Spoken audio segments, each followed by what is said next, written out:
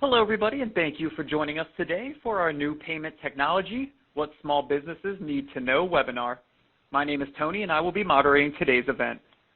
And I would now like to begin today's conference and turn it over to Meredith from the SBA for opening remarks. Meredith, please go ahead. Wonderful. Thank you so much. I'm thrilled to be here today. Thank you to AT&T for hosting us. And thank you so much for our team at Square, Leah and Owen. We're thrilled to be partnering with Square on this important education effort. It's a critical topic, and we thank all of you on the line who joined us for today's presentation. Small businesses are the engine of our economy, creating 2 out of every 3 net new private sector jobs.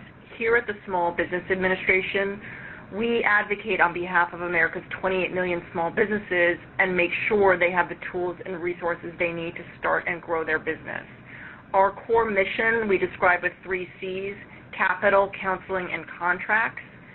We're best known for providing access to capital, but we also promote free or low-cost counseling and business advice through our district offices nationwide and through our network of over 14,000 volunteer counselors. As part of this education effort, we're here today to talk more about payment security. It's one of those issues where small businesses just can't afford to wait until it's too late. Larger competitors are moving forward with technology upgrades in the payment space, and we want to make sure that you as business owners understand what the transition to new technologies means in the payment space for you. As you'll hear today, starting this October, if a business doesn't upgrade its technology to accept new chip cards, it's potentially the business and not the cardholder's bank that may be liable for certain fraudulent transactions. So as a country, we're finally transitioning away from the magnetic strip cards, which are so vulnerable to microchip embedded cards, which aren't. We know that small business owners don't have fraud departments, so it's really important that they invest in new technologies and readers that will help accept these chip card readers. So hoping that you all will find today's information helpful. We're here to help as well. Visit sba.gov/EMV to get more information in the coming weeks. And now it's my pleasure to turn it over to the Square team for today's presentation. Great. Thank you so much for that introduction, Meredith. And thank you to everybody on the line for taking the time to join us today as we talk about new payment technology methods for small businesses. My name is Leah Theodosio-Pisanelli. I cover global policy and government affairs at Square, and I'm joined by my colleague, Owen Jennings, who is our business strategist here at Square. So we're here to discuss the imminent switch from magnetic stripe cards to chip cards and what that means for you. We're also going to talk a little bit about alternative payment methods that you will likely see more and more of from your customers. We're thrilled to be working so closely with the U.S. Small Business Administration to provide small businesses with more information on EMV and the upcoming liability shift. It's been a great partnership. At Square, we serve millions of businesses, large and small, and work with small business owners, in particular, to provide the tools that you need to start, run, and grow. One of our main goals is to level the playing field for small businesses by making sure that you have all of the information you need to compete and put your best foot forward. Too often, technology changes, such as those that we are experiencing now with credit cards, are easily adopted by large companies with deep pockets, but are out of reach for America's small businesses. That's why we're partnering with the SBA today to explain to you an upcoming transition in payment technology to make sure that you are prepared. Next slide, please.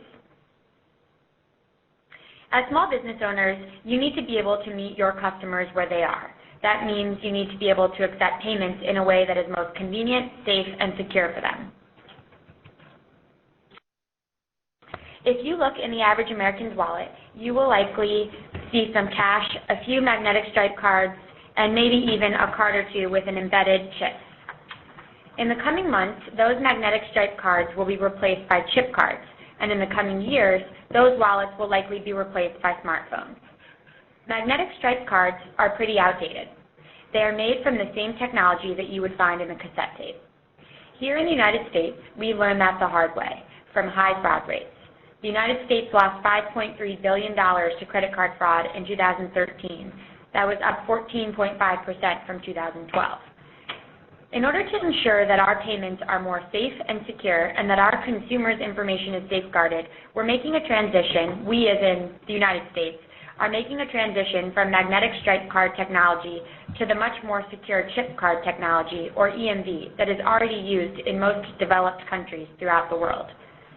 Today, we will explain to you what exactly EMV is, what the transition will look like, what we think payments will look like in the near future, and what small businesses like you need to know to be prepared. So first, we're going to show you a quick video giving an overview of what EMV, or chip card technology, is, and then we will go and explain it in more detail for you. Most of the things we use every day, like phones and cars, have improved by leaps and bounds since their invention. Yet that magnetic stripe on the back of your credit card is the same technology you'd find in the tape in your Walkman. So, our credit and debit cards are about to get an upgrade. This new technology is called EMV, after Europay, MasterCard, and Visa, who developed it, but it's sometimes referred to as chip cards or smart cards too. These new credit cards will look just like the ones we use now, except for the little chip embedded in the card itself. See, that little chip is actually a tiny computer/guard dog, and it makes counterfeiting much more difficult. Unlike magnetic stripe cards, chip cards create a unique transaction code every time they're used. The card is dipped and left in place as the chip and reader agree on a secret, one-time only password which can't, say, be copied by a bad guy. Now, while the U.S. is first in a lot of things, like moon landings and rollerblading, we're one of the last countries still using magnetic stripe cards, and it's costing us. The U.S. is home to roughly a quarter of the world's credit card sales, but nearly half of the world's credit card fraud. And credit card fraud isn't a pie we want the biggest slice of. So Americans will soon be issued chip cards, and if you're a business owner, you'll need a way to accept them.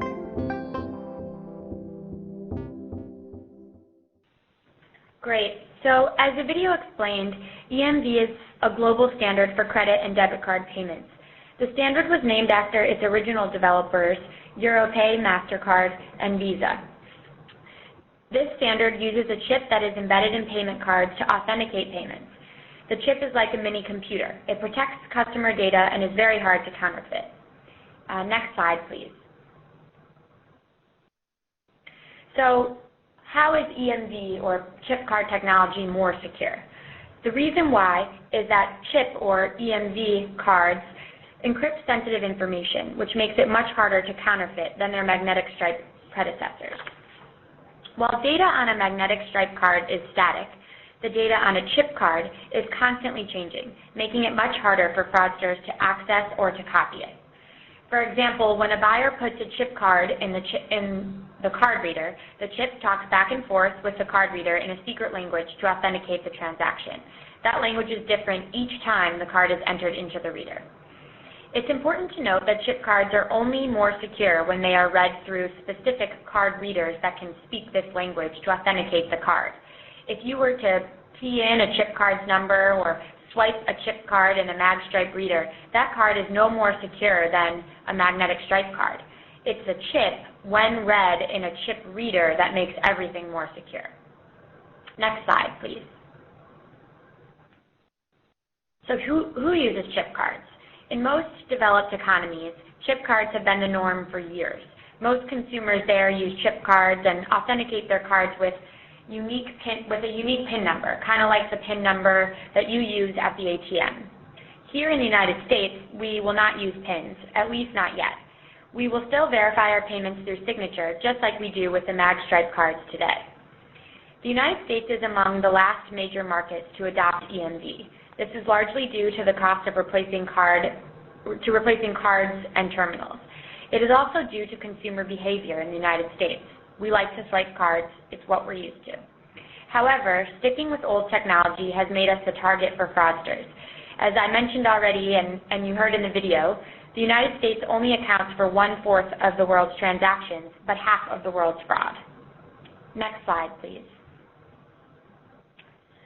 So when will we see chip cards in the United States? Some of you have already been receiving your chip cards in the mail or have probably seen some customers with them. We are seeing their penetration grow quickly on our systems. Currently, 25% of cards swiped by Square merchants are chip-enabled. That's up from 3.4% in January and expected to grow to about 40% by the end of the year.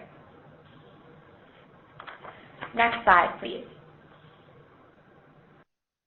So the important thing here that small businesses need to be aware of is that there's a liability shift that happens in October.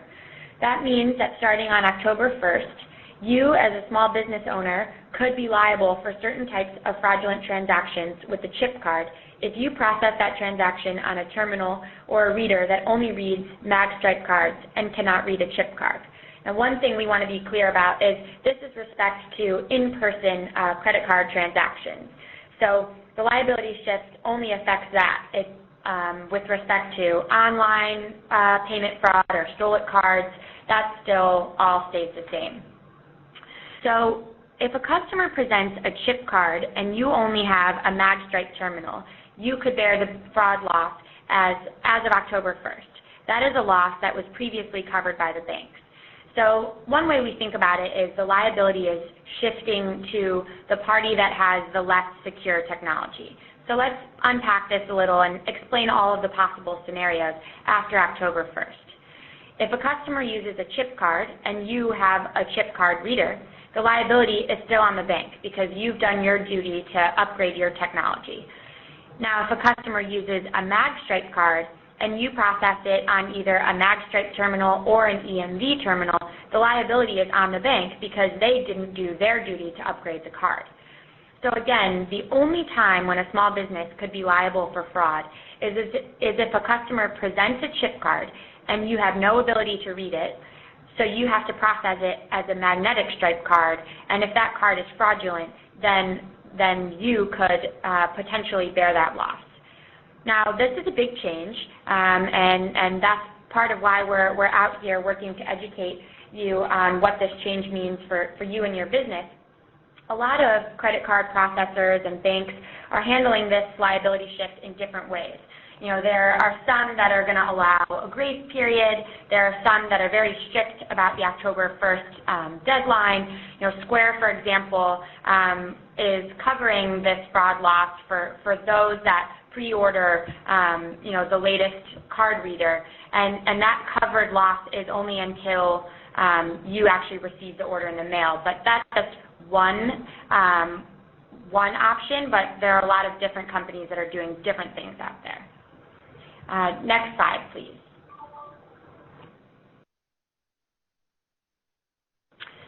Okay, so what does this mean for you? Bottom line, you need to be able to accept chip cards to ensure that your business is fully protected from all EMV-related fraud liability. To do so, you're going to want to upgrade to an EMV or chip-compatible terminal or a reader to accept chip cards. Now, this is an opportunity. We want to make sure that we're not, scaring you or making you nervous about this liability that's coming. It's sort of an insurance policy. There's a simple and affordable way that you can upgrade your technology and take advantage of this more secure way of taking payments and protecting your customers. So we want to make sure that you're aware of that and it's not just something for big businesses. Now, from a sort of logistical perspective, something that you should be aware of, instead of swiping a card with EMV or chip, you're actually dipping that. So the card is being dipped for the entire sale. A lot of times that takes a little bit longer than a magnetic stripe transaction because you have encrypted data securely being sent back and forth between the reader and the card. Next slide, please. As you've probably all noticed, EMV or chip is not the end-all, be-all of payment methods. It has its pluses and minuses. That's why, as technology evolves, customers are going to want to pay with other payment types. Recently, we've all witnessed the development of other payment methods, especially contactless payments like Apple Pay, Samsung Pay, Android Pay, etc. You may already actually accept contactless payments in your store, or maybe you've used it somewhere already. Next slide, please. So how does that work? What is contactless? Contactless payments rely on a different form of technology. It's called near-field communications, or NFC. What makes these transactions so attractive for businesses and customers alike is that they're fast, convenient, and safe. Here's why. First, contactless payments are much faster than chip or even mag stripe swiping. For businesses that value line speed, contactless is a very exciting option. Second, contactless payments can be much more convenient for customers, especially in a world where buyers can leave their wallets at home, and they'll just need to tap their phone or watch at a checkout to pay. Third, contactless technologies like Apple Pay or the others we described before are very secure. They use tokenization to toggle cardholder information and biometrics like fingerprints to verify a customer's identity. Next slide, please. So we've presented you with a lot of information today, and we want to make sure that we have time to take questions from you, but wanted to kind of give a synopsis. The 4 key takeaways here are, first, new forms of technology are coming, and as a small business owner, you will want to be in a position to accept them. Second, there is a liability shift happening in October. So at a minimum, you will need to prepare for that by being sure that your store can accept chip cards.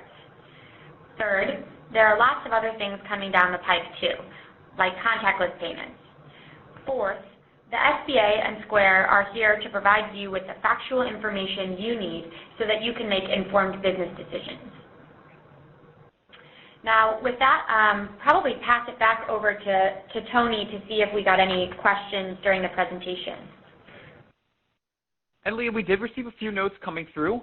So our first note that we actually did receive is asking, is there a charge for the new card readers? Sure. So it depends on different companies and what they're offering, but I'm going to pass that off to Owen.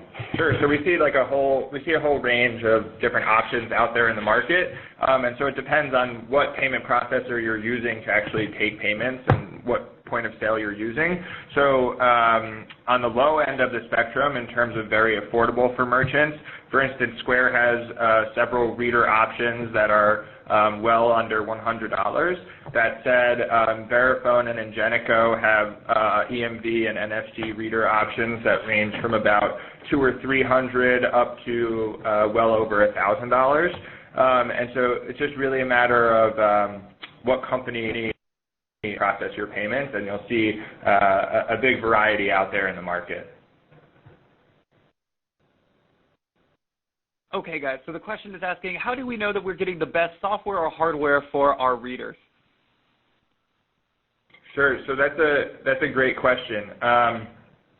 EMV Co. has set some pretty specific standards on what is required for a particular reader to be certified as a EMV compatible device. And so I think that the first step is looking and ensuring that the piece of hardware has been certified as EMV compatible by EMV Co. But in general, I think you can rest assured as a small business that the vast majority of solutions in market are going to be up to snuff from a technical standpoint, in that there are very strict regulations around exactly how an EMV reader is built, exactly what the secure element is, and exactly how the data is being protected. So certainly if you're getting a reader from Square, it will be protected, but also all of the major brands that are putting EMV and NFC readers out there in market, whether it's PayPal, whether it's Verifone, Ingenico, et cetera. These are all meeting the exact same standards of security. And I think the higher level point is that level of security is just orders and orders of magnitude more secure than a simple magstripe reader. Because the magstripe data when you swipe a magstripe card is static, and the data when you dip an EMV card and the chips talk back and forth is dynamic every single time. And so it really is just a step function in terms of the security level or the quality of security when you move to EMV, no matter who is providing you with that EMV reader. All right, guys, perfect. Our next question that we had come through the notes is asking, will the Square readers be able to accept NFC?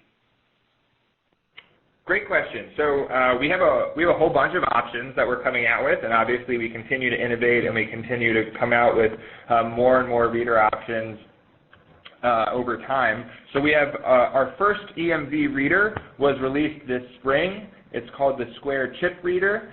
That reader connects to a device through the audio jack of a consumer device, a tablet or a phone, and that reader accepts contact EMV transactions as well as magstripe transactions. So it does not accept it does not accept contactless transactions or NFC transactions such as Apple Pay or Android Pay. That said, we have two options that we're very excited about, which accept EMV, NFC / contactless, and magstripe, one of which is in market and one of which is not. So the first one is we've partnered up with a third-party hardware provider named Mira, and we're currently offering a device on our website that works with Square Register that connects wirelessly rather than through the audio jack, and that does all three major tender types. It does NFC, it does EMV, and it does magstripe. More exciting, we're coming out with our own Square-built reader later this fall in a couple of months called the Square Contactless and Chip Card Reader. Many small businesses are eligible to get this for free if you go onto our website, and this reader will accept all major tender types. So we have an option for kind of whatever type of business you are. A lot of our retail customers and quick service restaurant customers are really excited about NFC technology and the growing of Apple Pay in America. Some of our customers, like for instance contractors who are doing high ticket size work, say on a house, say painting a house, are very, very excited about EMV, but the convenience and line speed of NFC is not the most important thing to them. So we're providing our sellers with lots of different options and just letting them choose what works best depending on their particular situation. Great. And Tony, as questions come in, on specific Square products, feel free to go to our website to get more information on that. But as you're looking through questions, if there are ones more kind of focused on liability shift and information like that, would be good to answer those to help with that. All right, perfect, guys. The next question that I have coming through is asking if we could, and we actually received a couple of these, asking if we could go back to the slide about liability shift, and if you guys could go a little more in depth on the liability of where we will become liable. Yeah, absolutely. Tony, if you could go back to that slide, and then we'll walk everybody through it in more detail. I'm going to let Owen take the lead on that. So I think one useful way to think about this is just to pretend what is happening, like if I go and make a certain type of transaction. So pretend that I am a buyer, and I am going to walk across the street, and I have a fraudulent credit card right now. So it's August. Whether that credit card is a chip card or it's a magstripe only card or what have you. If I go across the street and I buy a pack of gum with that credit card, I will receive the gum, and the seller who sold it to me will be made whole. They will get that money, and the reason that they'll get that money is because the issuing bank will cover that instance of fraud.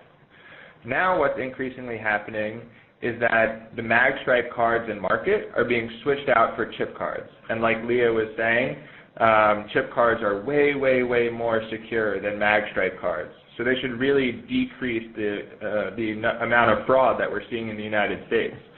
So the switch that's happening is that the card issuing banks are saying, well, hey, look, if we're doing our job and we're putting all of these really, really secure credit cards out there in the market, then if you experience an instance of fraud as a seller that otherwise would have been prevented had you upgraded to a chip card terminal, well, then that liability is going to be on you. We're not going to cover that anymore. So like Leah was saying, if a buyer comes into a store and has a magstripe only card, which means the issuing bank has not done its job of providing all of its customers with more secure cards, then there is no change in the liability structure. Similarly, if there is some sort of keyed-in transaction, like a card-not-present transaction or an online transaction, where the chip really couldn't help at all, there's no change in the liability structure. The only time that you're going to see a change after October 1st is if a buyer comes into your store, the buyer has a chip card that is fraudulent, so they have a counterfeit chip card. You are not able to read it as a chip card. If you were able to read it as a chip card, then it wouldn't go through because it would detect that it's fraudulent. But you're not able to read it as a chip card, and so you therefore swipe that card. Then the liability will be on you. And in that case, what the issuing banks are saying is, hey, look, we've done our job. We've put a chip cards out in the market. The buyer came into your store with a chip card, and you only experienced that instance of fraud because you have not yet upgraded to an EMV/chip card terminal. So hopefully that makes it clear. So guys, the next question I see coming through is asking, can you run magstrip cards through the chip readers? Great question. There's a number of different implementations, but the answer by and large is yes. So when you go into a store, like you go into, Walgreens or Target or Walmart, the new readers that you'll see will generally accept both EMV and magstripe, as well as potentially NFC and contactless. So the reason that is the case, and that's the case not only in the United States, but also if you've traveled to Europe or Canada, you might have used EMV before.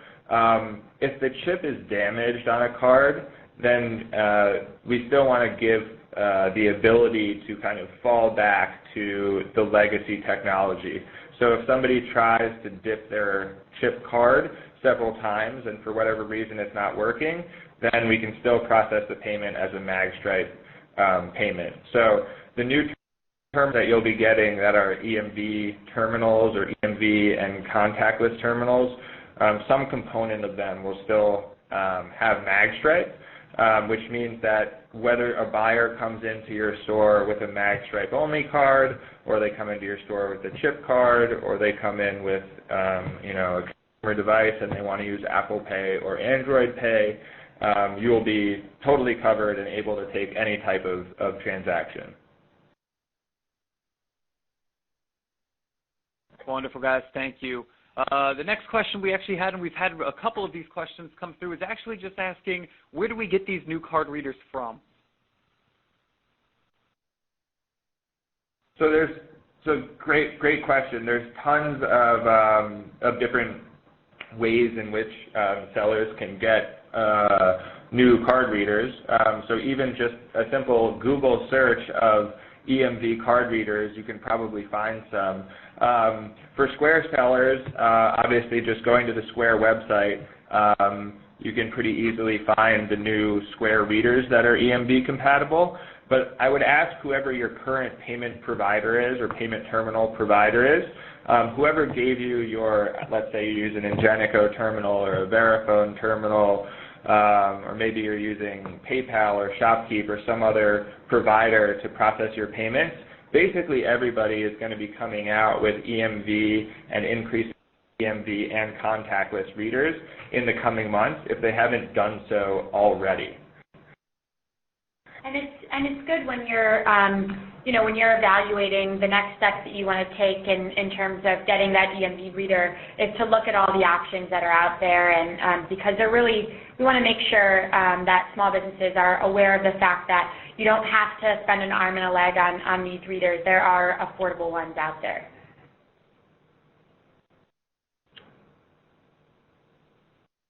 Excellent, guys. And so another question that we've had come through a couple times here is asking if October is the hard date, or is this still to be determined?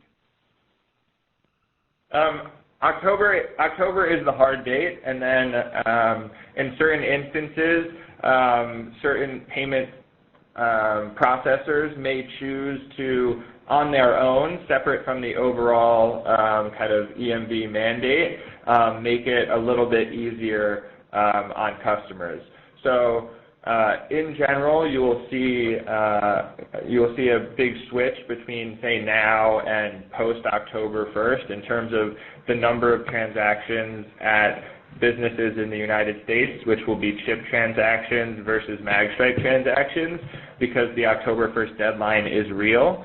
That said, there will be some nuances, like for instance, Leah was saying, at Square, if a seller pre-orders one of our new chip contactless readers, we will cover the liability for a limited amount of time until you get that reader. So you may see particular payment processors do something like that, or some sort of grace period for a couple of months. But unlike previous instances, I'm sure all of you small business owners have kind of seen this story before, and we've been talking about EMV in the United States for several years. This one, October 1st, 2015, it really is a serious deadline, and we really are going to stick to it. And I think part of that is because this is coming in the wake of some major data breaches that I'm sure you're aware of, such as the Target breach or the Home Depot breach. So payment security is really top of mind in the world right now, and in America in particular. So the October 1st deadline will be enforced pretty much by everybody.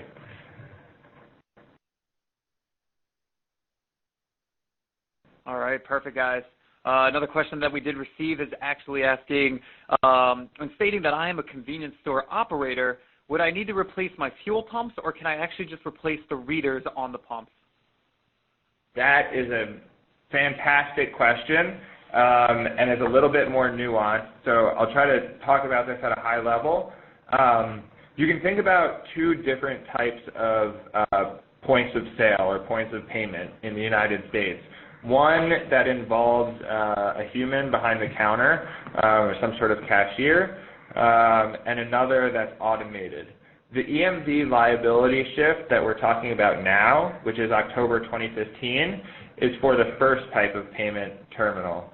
The liability shift for automated checkout machines, such as gas pumps, such as like train ticket machines at train stations, or even vending machines, the liability shift for those is actually 2 years later. It's in 2017.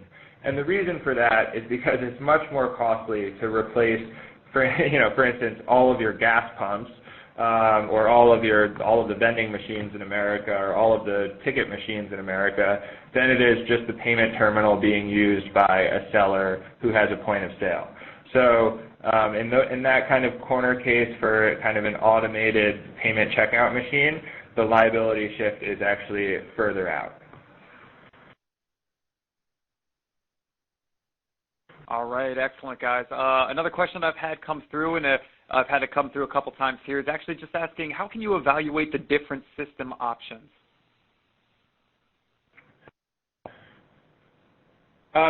Great question. I think that when I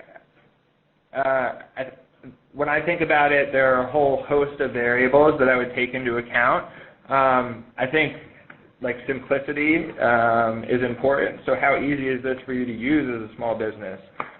You don't want this to take up more of your time. You want this to make your life easier. So I think getting your hands on a couple different types of readers or a couple different systems and trying them out on your own and seeing how easy they are to use, that's a great way. Also, like Leah and I have been talking about, we know that cost is hugely important for small business in America. So don't just go with the first solution that you see that might cost $1,000 or $100 a month, because there are great solutions coming to America for $29, $39, $100, etc., particularly from some of the kind of newer payment processors out there. The other thing to keep in mind, we touched on the fact that EMV transactions take a bit longer than magstripe transactions, so we're talking about several seconds instead of maybe 1 or 2 seconds. And experiencing how quickly the processor is able to process a payment could also be important. If you own a coffee shop and you have a long line every morning, the difference between an EMV terminal that takes 5 seconds versus 20 seconds per transaction is going to be really, really meaningful for your business and also for how happy your customers are. So I think kind of understanding how simple it is to use, how much it costs, how quickly it can process transactions, those are some good variables to start with when you're thinking about what EMV terminal you want to go with. All right, guys. The next question I see coming through here. Oh, I'm sorry, Leah, did you have a question?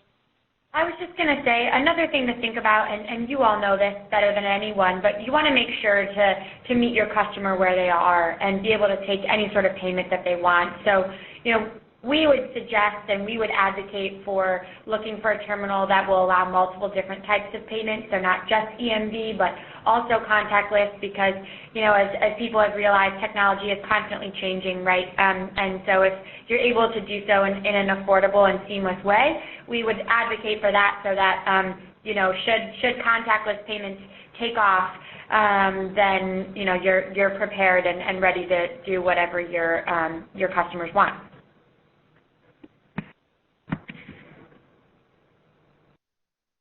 Excellent. Thank you, Leah. And so, guys, the next question I see coming through is asking, do you recommend that we reach out to our merchant services providers, or are they required to notify us of their plans for the 10-1 change? I would recommend that you reach out to your merchant services provider for sure. The thing about the EMV liability shift is that there's no law going into place. There's not like there's no mandate coming down from the government saying every single business needs to accept EMV. It really is just a shift in liability, and so it's a shift in the incentive structure that's meant to kind of catalyze this change in the United States. I know a lot of merchant services providers are proactively reaching out to their seller base and getting them ready for the upgrade. To the extent that that has not happened yet, would really recommend getting in touch with them soon, because this change is coming and you want to make sure that you're prepared. And it could be the case that a particular merchant services provider did not yet have a solution, and in that case you might want to change because you don't want to be on the hook for those instances of fraud. So I would recommend being proactive at this point, because we're only, a month and a half away. So yeah, as much communication as you can have with the institution that's selling you your payment terminal, we would fully recommend having those conversations and getting the facts that you need soon.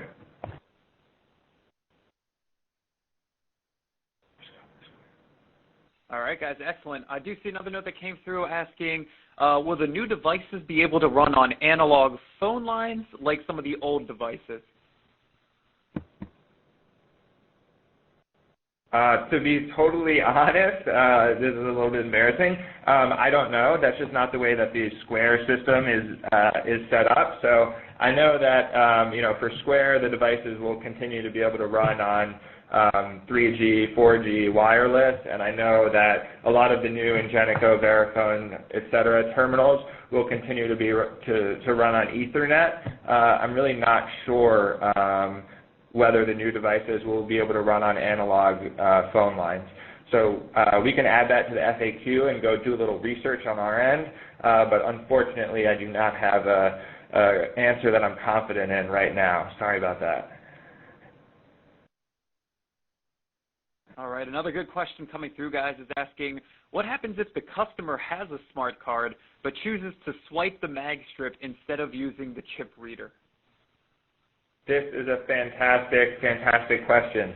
So what's going to happen, I know this is not happening yet, but what's going to happen starting after October 1st is that if a buyer presents with a chip card and tries to swipe it in the terminal, or you try to swipe it in your terminal, the terminal will prompt you to insert the card and read it as an EMV transaction. So a message will actually pop up and say, chip card needs to be inserted, or chip card cannot be swiped. And so that behavior is actually actively prevented. So that really should not happen. And that's the case. That's not just a Square thing, or that's not a choice. Again, that's part of the EMV regulation. So that's why if you go to, for instance, if you go to Europe and you have a chip card, you might not have even known it, and you try to swipe your card, it will force you to dip the card. All right, excellent. The next question I see is asking, are there any software subscriptions required to make the shift, or is the reader the only thing that is necessary? That's going to be dependent on who exactly your payment processor is, but generally there are software upgrades that are incorporated, but generally if you're getting an EMV or NFC, EMV and NFC combined terminal, the merchant services provider or whomever will not sell that to you if the software and the drivers on the other end have not been upgraded so that it will actually work. So definitely make sure that you're not just getting a new EMV and NFC or contactless terminal that's not going to work with your old point of sale, but for the most part, whoever's selling that to you should be making sure that you have software that is capable to work with EMV and NFC. All right, excellent, guys. Another good question I see coming through is asking, how will this affect gift cards? That's a great question. Leah and I were looking at each other. So I think in the near term, gift cards will continue to be swiped, and there's probably no change in the liability structure. In the future, you may see gift cards adopt the EMV standard, or potentially leapfrog EMV and just go to NFC. So you could say load your Home Depot or Gap gift card onto Apple Pay or Android Pay. But I think this is another one where we could definitely get some more detail and some higher confidence in our answer and add that to the FAQs afterwards. I think one important thing that a lot of sellers have asked us, and I want to reiterate, is that the mag stripe slot in these readers is not going anywhere. So all of the existing gift cards that are out there that have mag stripe only will continue to be able to work, and you can continue to use them. So the mag stripe slot's not going anywhere, and we'll get you more detail on exactly what's going to happen to gift cards in the U.S. All right, perfect, guys. Another question coming through, that's a good question here, is asking, is this for only the 50 states, or will it include the territories as well?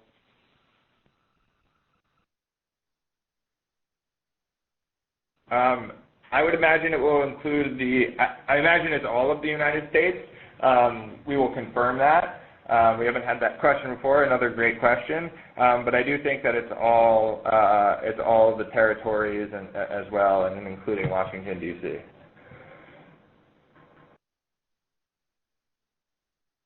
All right, guys. I do see a couple questions coming through also asking about if you could explain a little more in detail how the process works with the EMV card actually being dipped in and the card readers working. If you could just give a little more detail on how this transaction is taking place. Sure, for sure. Great question. So everybody is used to swiping your card, where either the buyer or the seller swipes the card and then the transaction is processed. The primary difference, there are two primary differences for an EMV transaction. First, there's going to be a different slot. Instead of a slot where the card is swiped, there's a slot where the card is inserted or dipped. You might hear people making references to the chip and dip, but so you're basically inserting the card into the reader. And when you insert the card, there are 6 points of contact on the chip that make contact with the microprocessor inside of the reader, and that is actually where the transfer of data is taking place. So instead of the mag stripe on the back of the card and the mag stripe reader in the mag slot, it is the chip on the card making contact with the microprocessor on the reader, and you leave the card, the buyer or the seller leaves the card in that slot for the remainder of the transaction. because the transaction is happening in a dynamic way in real time with the chip and the microprocessor talking back and forth to each other to verify that this is indeed an authentic card and not a counterfeit card. So you leave the card in there until the transaction has been processed, and only at that point does the buyer or seller remove the card. So those are the primary two differences, is that it's a dip or an insertion and that it's left in the reader for the entire transaction as opposed to just a quick swipe that you then take away.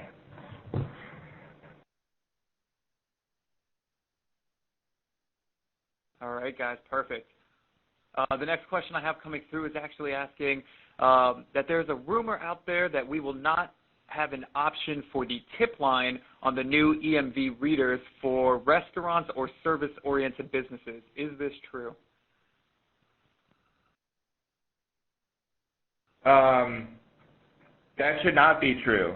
So I'm not sure where the rumor is coming from, or there might be like a specific corner case that we're not aware of. I know that I worked on the development of a couple of our EMV readers, and we've had no problem incorporating tipping into the flow, so that whatever a business that's in whatever vertical, whether it's restaurant or services or retail, you will be able to tip, and so that should not be the case.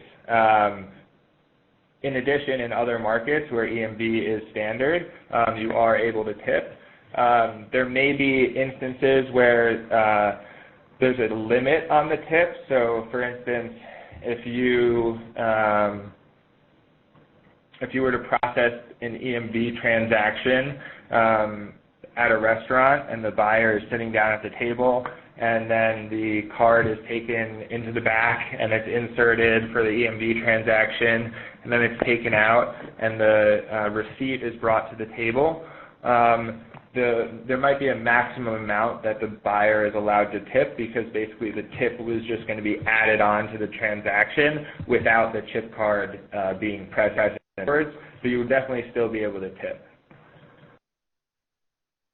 All right, perfect. And actually, we did just receive another question that is related, asking that we are actually just a restaurant that captures card information to open tabs. Would the chip technology prevent us from opening these tabs and then closing them on cards without the card present?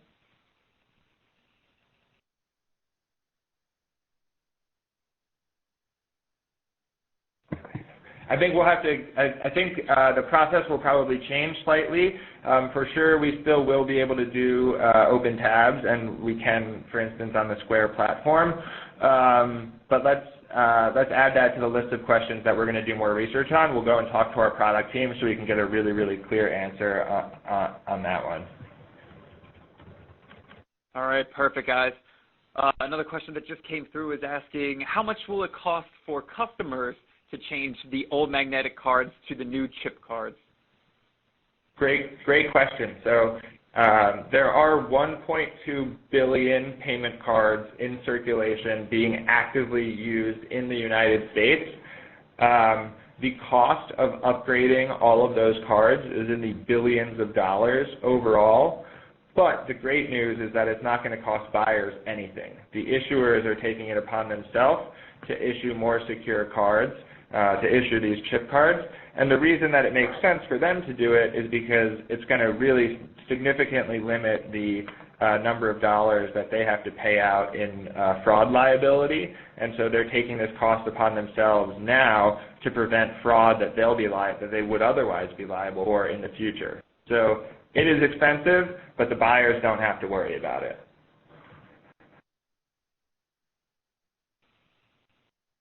Guys, the next question I actually see coming through is asking, does EMV transactions being in real time affect funding, holds, or refunds?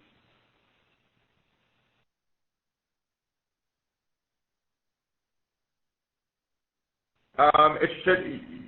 You will still be able to refund a card in a similar way. I'm not sure on funding or holds, so we can add that to the list to get back to you.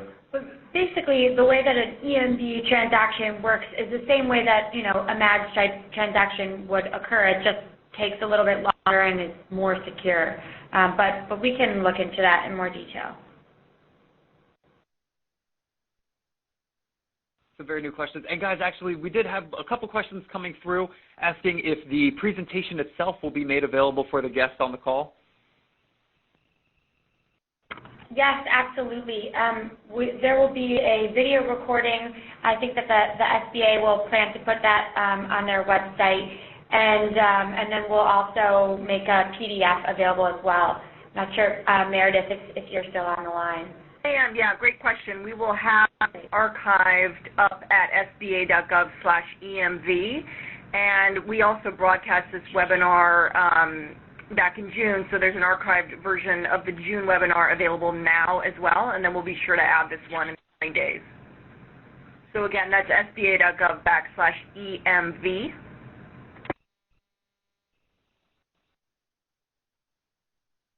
Perfect, guys. Another question we did receive a number of times was just asking if you guys had contact information that you could post for the folks where they could get in touch with you guys and ask more questions.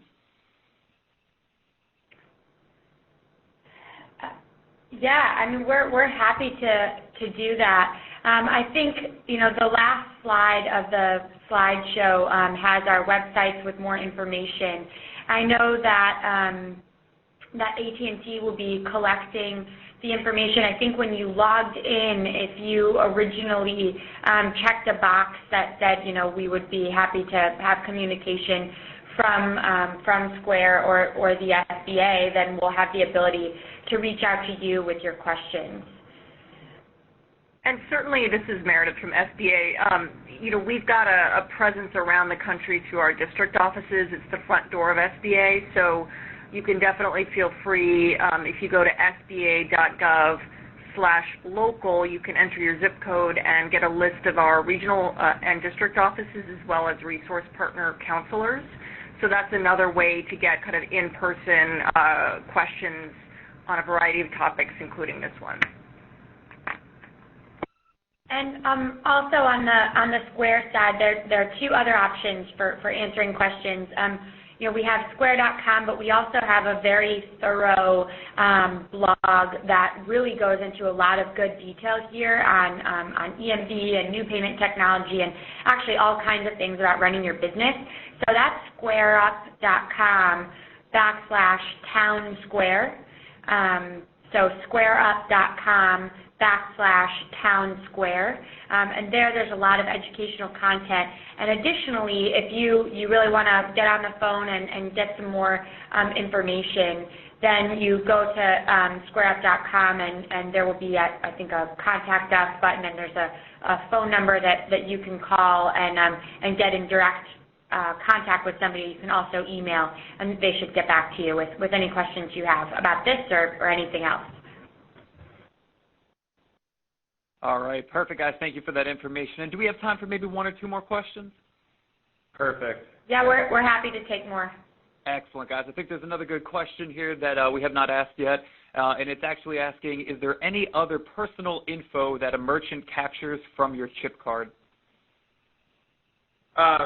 No, there's no additional information that's being captured from the chip card.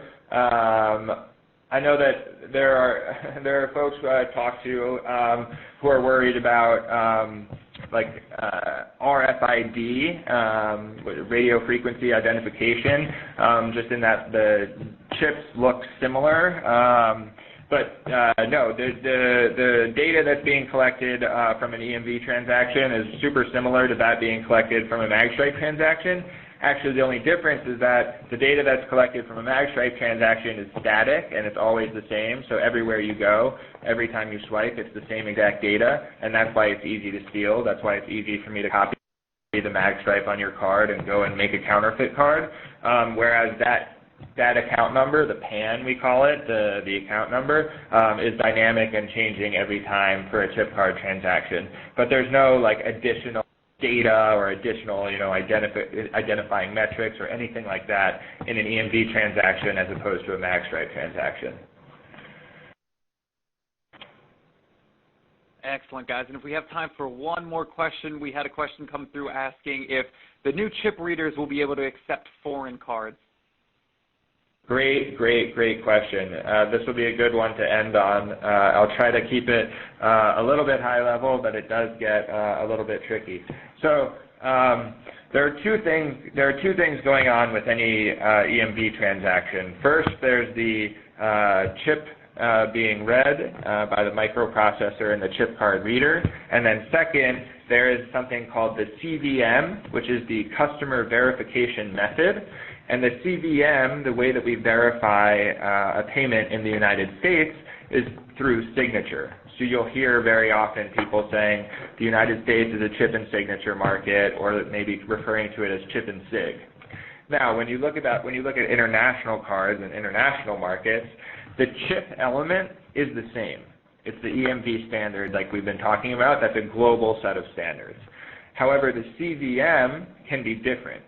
The cardholder verification method, say in a country like France or Germany or Australia, may very well be PIN, so you enter a 3 or 4 digit PIN instead of signing your name, much in the same way that we in America do at an ATM machine.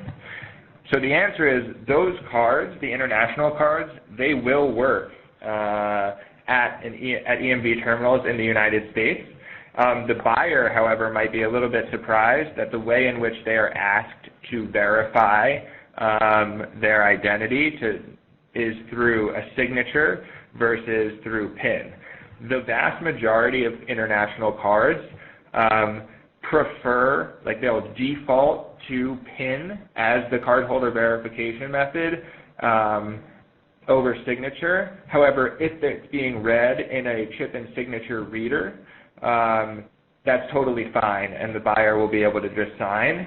And I think in a very, very small number of cases, there are some cards in existence, some cards in existence that are chip and PIN only and will not work in a chip and signature reader. But for the most part, all chip cards will work, and it will be signature CVM in the United States, and then just maybe a couple, like a very, very small percentage of cards are chip and PIN only, and in an absolute sense.